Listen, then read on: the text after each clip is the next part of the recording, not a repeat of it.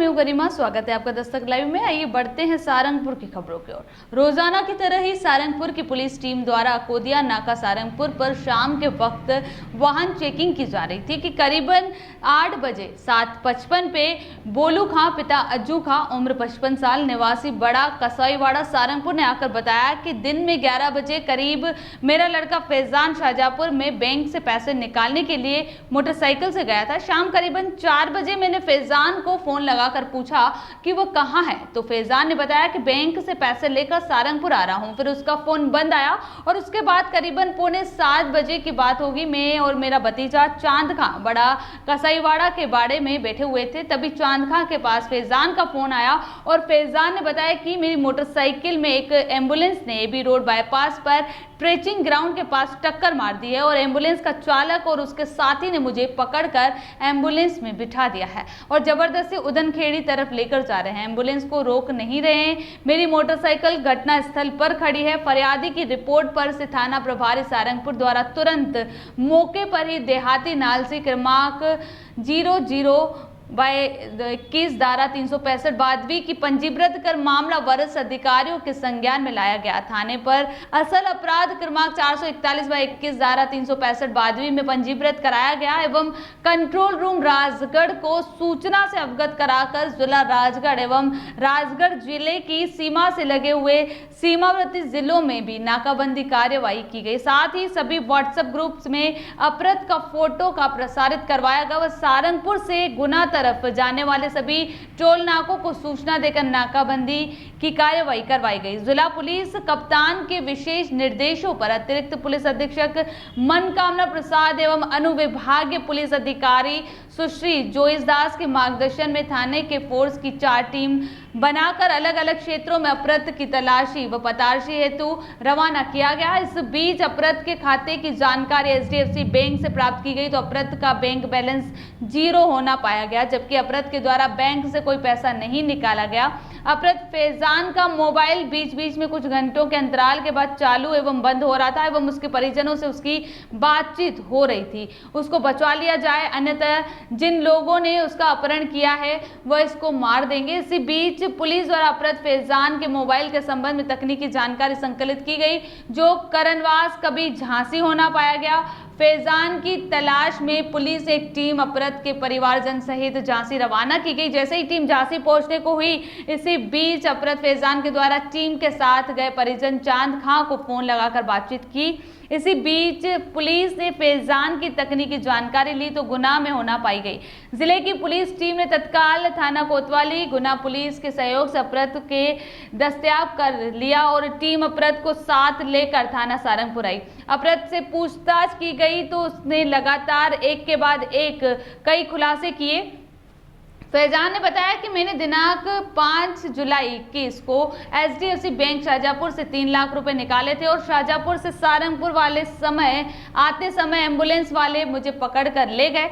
Bank से पैसे निकालने वाली बात को लेकर पुलिस को उस पर शंका हुई, क्योंकि पुलिस पूर्व से ही उसके खाते की जानकारी ले चुकी थी। घटना दिनांक को उसके द्वारा खाते से कोई पैसा नहीं निकाला गया था। पुलिस ने उससे अपने सवालों के निरंतर जवाब पूछे तो वह ज्यादा देर तक पुलिस को धोखे में नहीं रख सका और उसने अपने अपराध की बनाई गई झूठी कहानी को सिलसिलेवार बताना शुरू किया। उसे बताया कि वह भैंसों का व्यापारी है और हाट बाजार से बिना दूध देने वाली एक बिना उपयोग वाली भैंस खरीदता है एवं औरंगाबाद में भी पालाना फैक्ट्री पर ले जाकर बेचता है, जिसमें उसको करीबन 4 लाख रुपए का घाटा आ गया था और हाट बाजार से जिन लोगों से माल खरीदा था वो लोग निरंतर इससे पैसे मांग रहे थे और ये उनको पैसा नहीं दे पा रहा था। इस वजह उसने एक अपहरण की झूठी कहानी बनाई, जिससे पैसा मांगने वालों को कुछ समय के लिए पैसा देना न पड़े।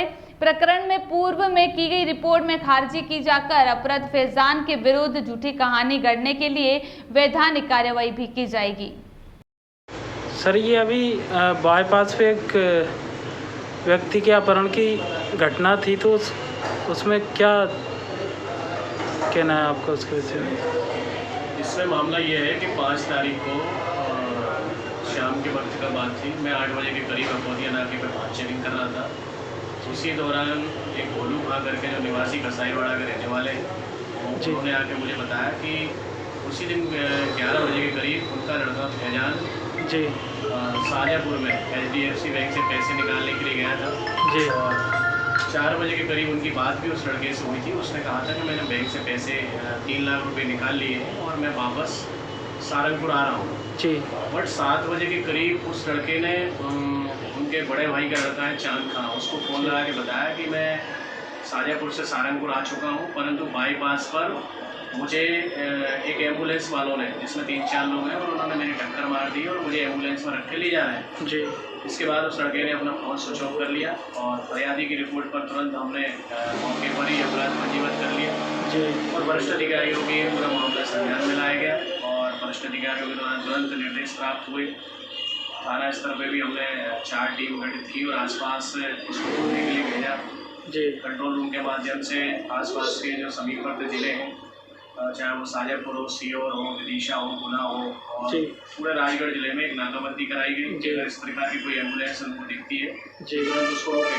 जी और साथ ही जो अपहृत बालक लड़का था उसका फोटो भी हमने जो व्हाट्सएप ग्रुप थे सभी पे उनको प्रसारित कराया गया।